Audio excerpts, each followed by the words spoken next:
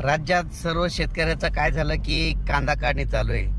तर कांदा काढायला चालू आहे, हळद देखील विदर्भात काढणं चालू आहे, त्याच्यानंतर मका देखील काढणं चालू आहे, गहू देखील काढणं चालू आहे, हरभऱ्याचे देखील चालू आहे, त्यानंतर ज्वारी देखील काढणं चालू आहे. त्या सर्व शेतकऱ्याला सांगू इच्छितो की काय करा, म्हणजे राज्यामध्ये मंगळवार बुधवार गुरुवार पाऊस येणार आहे, म्हणून तुम्ही काय करा की ह्या 2 दिवसामध्ये आज आणि उद्याच्या दिवस जे पीक असेल ते काय करा झाकून ठेवा. कारण की राज्यामध्ये कांदे देखील काढणं चालू आहे, तर झाकून ठेवा.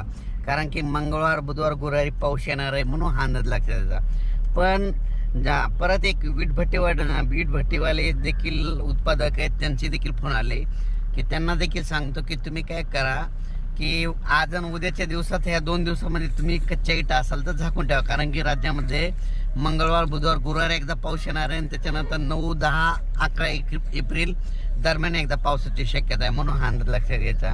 म्हणून पण राज्यात हा पाऊस दररोज वेगवेगळ्या भागात भाग बदलत पडत जाणार आहे. दररोज 2-2 दिवस वेगवेगळ्या भागात मुक्काम करत जाणार आहे, म्हणून हा अंदाज लक्षात घ्यायचा.